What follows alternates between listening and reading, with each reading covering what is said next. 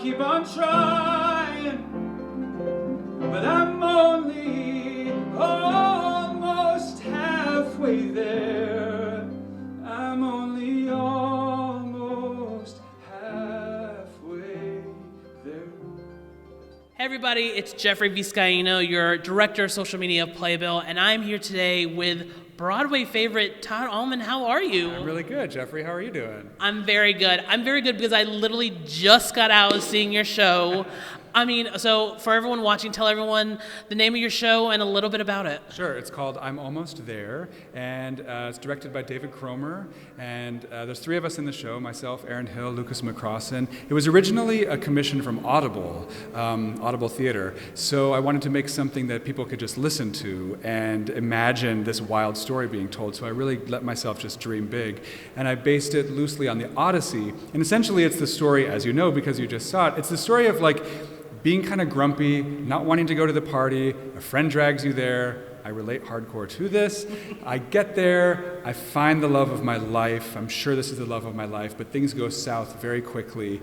And so the rest of the show is just trying to like get to that person again with the evidence that it went badly yesterday, so surely it's going to go badly again. And so that manifests with like running into these monsters and these creatures and these personal demons that are just represented by neighbors in my apartment building. So it's just a guy trying to get to the front door, but it takes him the whole show to get there. And what I love about it, and I love about you, your writing style for this show, is that obviously it's scripted, you've written a show, but it feels so stream of consciousness like the entire time, and so you kind of get lost in like the almost ADHD of it all sometimes, of like whatever. Tell me like what inspired this, gave you the launching point of this idea? Well, I always like surprising left turns, and the thing that fits that desire well in terms of the Odyssey is that Odysseus keeps washing up on different islands, and you never know what he's going to encounter, and neither does he. And so David Cromer just keeps telling me over and over, like, just go a little bit at a time every time you're acting through it. You don't know what's happening next. Suddenly you're in this person's apartment. You don't know what that means. You don't know what's going to happen. So I just enjoy that process of feeling the audience, knowing that's that confusion is like what I'm going for, and I never want them to be ahead of us. So I don't know if that answered your question, but I just like letting characters get lost in like mazes. Yeah.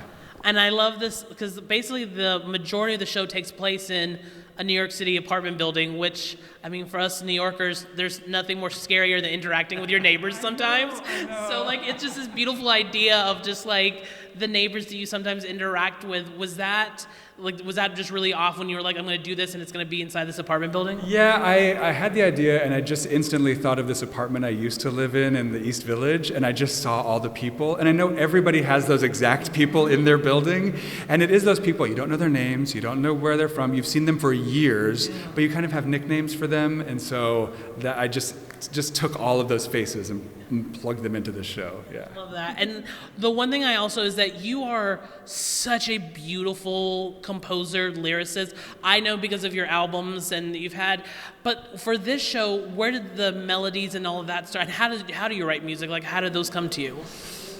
I got the commission from Audible Theater right at the beginning of the pandemic, and so my husband and I happened to spend that time like in this place that we had just bought on this little remote island in Maine, and so we were very isolated. I know we all were, but we were like physically isolated as well.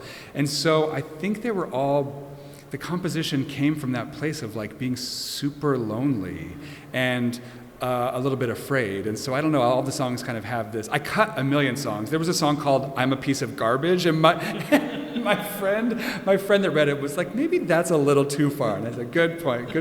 I'll cut that song. But there was this like, fear and sadness that I tried to make funny. Yeah. Yeah, and I think I've talked to many artists before. It's like, that's how a lot of people deal with sadness, and it's just to laugh through it. Yeah. Tell me about what that's been like for you when you were creating all that for the show. I had a really great friend. Do you know the playwright Greg Pierce? Mm-hmm. He's so brilliant, and I brought him this huge pile of stuff that I'd written. I said, will you just sit down in this chair and listen to me sing all of this? And then he was so helpful in helping me see what I was actually trying to write. You know, sometimes it takes someone else to be like, what you're actually doing is this.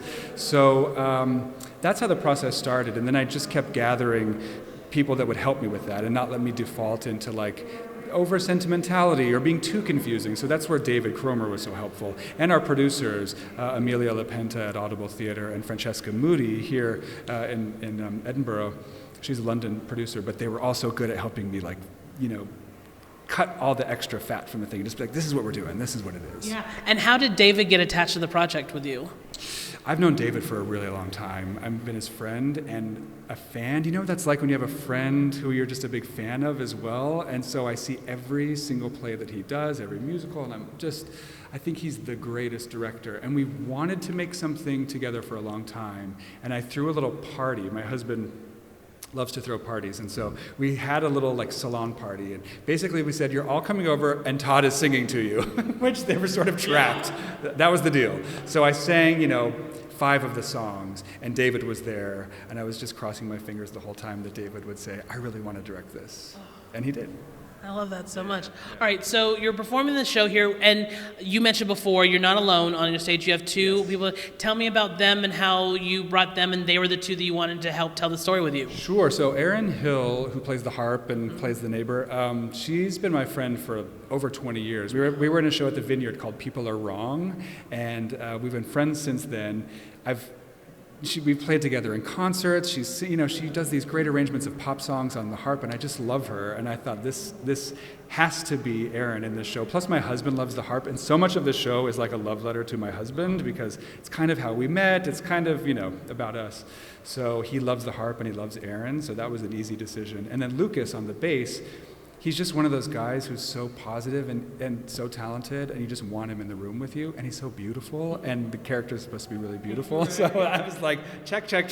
Easy. I have to tell you, at one point during the show, when Erin, who's playing the harp, was playing it, and I was sitting there going, okay, so clearly these are all people from the States. I was like, how do you get a harp to Edinburgh from the States?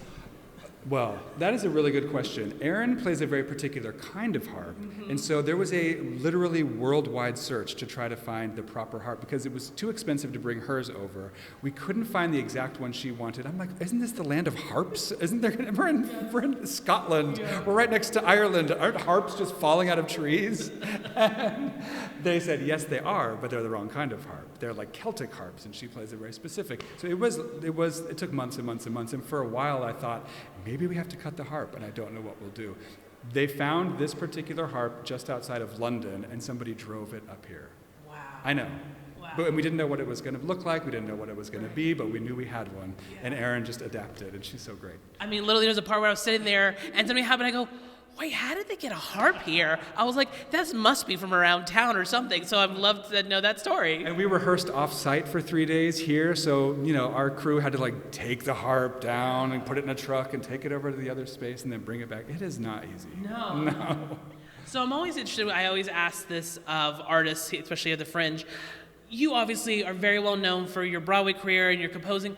Why Edinburgh? Like, why come all the way across the pond and to debut the show here? Well, we knew the show was, like I said, it was originally intended for Audible, through Audible Theatre, and that's where it will end up. You'll be able to listen to it on Audible once we record it. And when we knew that it also wanted to live on stage, we weren't quite sure how. And it felt like an odd kind of left-of-center piece. And so my husband very wisely said, I think you need to go to Edinburgh, and I think you need Francesca Moody. He was like, he's so good at that. He was an agent for years, and he's a manager and a producer. And so he's really good at saying, this artist and this producer should work together. And he's usually right. So I really trusted that, and we'd worked with Francesca before, and so that just worked out. Yeah. You're performing here in Edinburgh. Have you been able to see the city? Have you been to Edinburgh before? Tell me about that. I was here maybe 6 years ago on a little tour with a folk musician friend of mine as her guitarist, and I do not play the guitar, I will tell you. She was like, it doesn't matter, I'll show you. And she was literally showing me where to put my hands on the fret before we'd go on stage. And I was like, are you sure you want me to do this? And she goes, oh yeah, it's gonna be great. I was the one musician. It wasn't like I was in a band. Oh. It was her and me. It didn't always go well, but Sure. we were in Edinburgh for a while. And we rented bikes this trip, and my husband and I have just been riding our bikes everywhere, seeing the whole city. We've seen like 3 shows a day. I'm fully having the Fringe experience. The show obviously is now running through all of August here in Edinburgh. Yes. But like, what is possibly the future for this wonderful production? Well, we are actually going to do 2 weeks of performances at the Minetta Lane in the West Village in the city for Audible Theatre, so that we can record it for the Audible platform, which was the original, idea. I mean, not because I know like New Yorkers are so like, ugh, we just get things better than other people. But I really do feel like this show, New Yorkers are gonna really feel this in our bones. Really. We've had several New Yorkers here, and they've all said, oh, I know those people. I know every single one of those people. I had a very similar experience. Or, did you write that cat song about my life? Because I feel like I am that person. So, yeah, I do feel like this show is like a little nod to New York City living. Awesome. Yeah. That's great. Well, now you've heard it here, y'all. When Todd's show comes to New York, come see it, Audible Theatre, Manila Lane. Thank you, Todd, so much. Enjoy the rest of your time here in Edinburgh. Guys, thank you so much.